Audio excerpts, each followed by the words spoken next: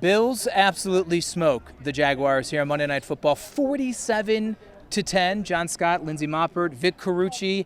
We saw it all unfold here inside Highmark Stadium, and I know Vic and I picked the Bills, to win before the game started, but I don't think all three of us imagine it to unfold like it did, Lindsey. Yeah, I think really the Bills just executed on all three phases tonight. When you start with the offense and just looking at how they scored on their first 5 drives of the game, came out right away, then the defense shuts them down with a 3-and-out. And then also towards the end of the game with a couple of sacks there coming up big time from some rookies. I think overall it was just a very dominant performance on both sides of the football. One of the few times in the NFL where you're going to see a team that isn't really measuring its opponent, and that's often what teams do, right? You get a feel, they call it the in-game scouting report, of what they're doing, what their tendencies or adjustments are. The Bills went into this game knowing the Jaguars' defense was going to play a ton of man coverage, and they just set out to beat it with a throw-happy approach, something we hadn't seen for the first 2 weeks, something that raised some questions about, okay, what's the deal with this team that we've seen throw the ball so well for such a long time. But tonight it was that kind of thing where, okay, you're going to play man, we're going to pick you apart. And Keon Coleman was asked after the game in the locker room, were you surprised that they didn't bail out of man coverage after they're getting beat time after time? I mean, it was so easy to start the game. It was just quick passes, short passes, getting first downs, 8, 9, 12. I mean, they're just ripping off things unencumbered the entire way here. And Vic, you bring up a good point here, and I'll go to Lindsey first so you can catch yourself.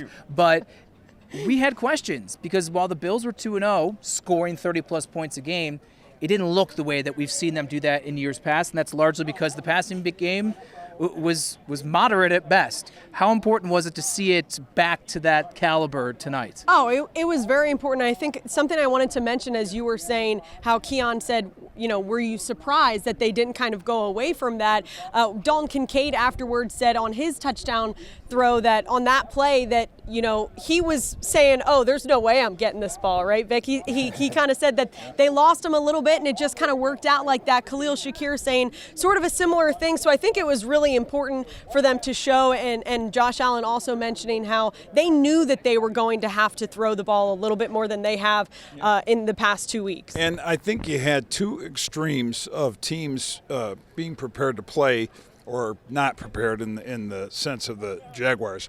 From the Bills' standpoint, think about this. 10 days off from the Miami game. Josh Allen talked about this. It's easy to, as he put it, take your foot off the gas. They didn't do that. They stayed focused. He could see the urgency in practice. He could see them being determined to play their best football in a game like this. And again, knowing it's a primetime game, it's a national game, a lot of eyeballs. The rest of the league is watching you.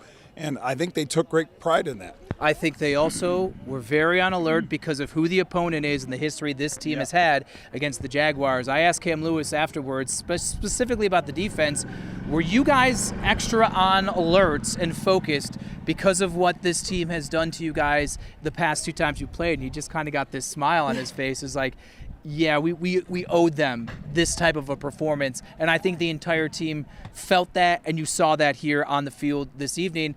And I think now you have to feel really good about this Bills team. 3-0, you'd feel good anyways.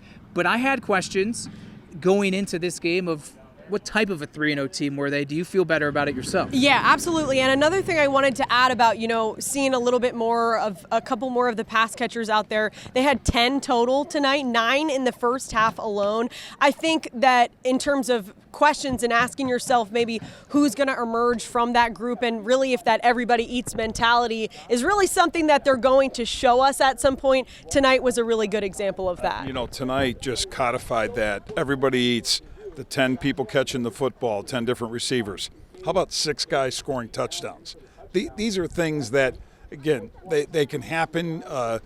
Things can go sideways, like that Miami game where you saw the turnovers that resulted in the Bills getting 17 points given up by Tua Tagovailoa.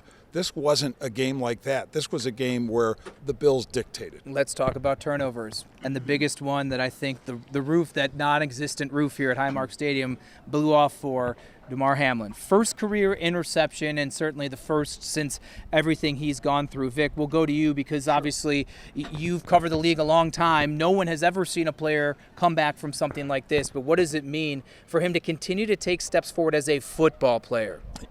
January 2nd, 2023, his last Monday night start in Cincinnati. So think about that. Now he's starting for this team, his third start this season, and he has the turnover. I mean, I think it's come in steps. Getting the starting job, the turnover tonight, being trusted by this coaching staff to be a starter next to Taylor Rapp when we thought, okay, Mike Edwards maybe, he was a healthy scratch for this game.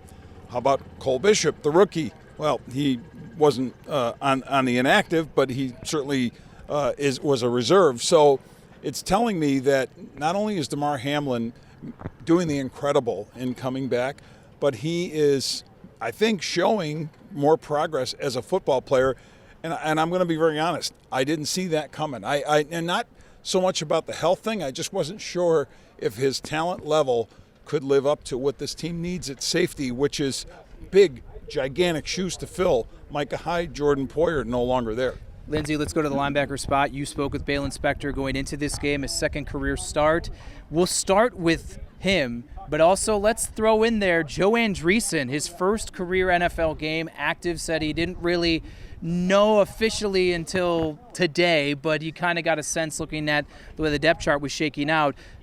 The linebacker position, solidifying even with injuries. Yeah, I mean, Balin Spector, when I spoke with him, he's a very low-key guy. He was getting his second career start tonight. So he said, it's business as usual, essentially, for him, which I think is the perfect mindset. You really can't get too high or too low on certain opportunities and certain situations. And I think that he proved in the Miami game, before we even got to this game, that he was ready for a moment like this. And again, I think he proved it out there tonight as well. And Joe Andreessen, that kid, he says he was at a loss for words, standing in this tunnel over here, the fog, the lights, feeling the energy of the crowd, a crowd that he's been in before, really cool. And watching on a couch, watching in the stands, watching in a dorm room, I'm sure, all of this, and now he's on the sideline watching Josh Allen have a night that we've seen Josh Allen have, but he saw it from a completely different perspective. Let's go more big picture here. The Baltimore Ravens are up next on Sunday Night Football, right here on Channel 2, and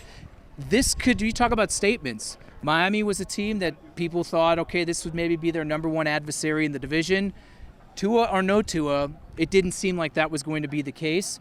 Then the Jags, some people thought they would maybe pose some resistance as part of this early tough stretch. Baltimore's now 1-2, barely escaped blowing a lead in Dallas. Lindsay, let's start with you. How critical is it to the landscape of the AFC if the Bills can keep on chugging along against the Ravens? I mean, I think it's extremely critical, simply also because of the fact that the Ravens really have been seen as one of the top teams in the AFC, in the division, right? So if the Bills can go in there and have a performance like they did tonight, where they're showing a different level of domination and just keep on rolling, which I definitely think that they can, especially on a short week.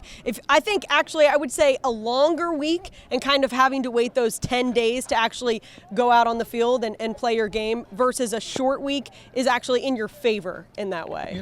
That's a great way to look at it. It could be. At 1-2, the Ravens picture looks a bit different than maybe we would have been discussing had they, started their season the way so many of us expected. And now they're a team that has more to prove. Yes, Josh Allen made mention of the two-time MVP, Lamar Jackson. Yeah. I'm not sure if that was a subtle hint of, maybe I should have been the MVP last year, whatever. But I get it. This team goes into another game with more to prove. They know the doubters are out there. And I don't know that they're all that vocal about saying nobody believes in us because, that gets weak after a while too. The world's against us. I don't think they're taking that approach. I think they're taking a serious-minded, focused approach, knowing they've got a big challenge in Baltimore. I'm going to tell you what, Vic. I think when you turn on ESPN on Tuesday morning, you're going to see a lot of, are the Bills better than the Chiefs? Sure. The Chiefs look incredibly vulnerable, even though they are 3-0 as well. It hasn't looked good. Meanwhile, the Bills are just, after that first half, and since the first half against Arizona, have outscored opponents like by 80 points, and they're doing it without all of the names that people were concerned that they would not be able to do it against. I think it's going to be incredibly interesting, and I also just look all-encompassing of the 6-game stretch to open the season. Right. They're 3-0 already. If you would have said they went through that stretch 3-3 at the beginning of the year, you'd be like, okay, they're good. They're in the driver's seat. So at 3-0 already, I'm not saying I think they're going to lose to the Ravens, but even if they happen to lose, they still are so set up well. We got to trust our eyes. All right, the Chiefs are unbeaten. Great. But how have they gotten to where they are? Barely. I mean, they easily could have lost, all of them. All of them, right. So there's that. We know about the Ravens. Cincinnati Bengals, I don't know where they've gone. Goodbye. Chargers, a lot of injuries piling up for them, and they suffer a loss.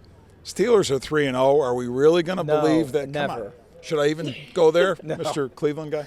But anyway, at the end of the day, the Bills look as tough, as competitive, as well coached, as focused as anybody in the league, including NFC teams. I just wanted to add to, Vic, an interesting comment. I don't know if you kind of picked it up that Josh Allen made today about his receiving core and just the chemistry between them. He said it's fun and wonderful to have to work with a group of guys who don't care about the stat sheet, which I think maybe says a lot more than just, outright saying that. Here and there. Right. And we're hearing guys say this. When I spoke with Ed Oliver after the Miami game, he says this is a group of guys that works for each other. Nobody cares about anything else. These aren't being let in with the way the questions are being asked. I think these guys are maybe not trying to outwardly take shots at people specifically that are no longer with this organization, but I think it's maybe just an overall, hey, the guys in this room that so many of you thought were not good enough because on paper they haven't accomplished like a lot of those guys who are now departed. I think they're trying to make the message clear that the scoreboard says one thing and we're going to say it as well. John, and Lindsay, I think it's meaningful that that's being said. I just want to add the caveat that it's easier to say that when you're winning. Just, let's not forget that. I mean, 3-0, the choir sings beautifully. Everything, everything smells better, looks better, whatever. Even you're in a stadium that a lot of people left garbage behind. I'm sure for Bills fans, this is just a beautiful sight. I mean, the blue light stench is just really bottle it up like it's a nice cologne. Bills now in Baltimore for Sunday Night Football next week. We'll try to keep it together a little better back then. We'll see if the Bills can move to 4-0. Vic Carucci, Lindsay Moppert, I'm John Scott for Channel 2 Sports.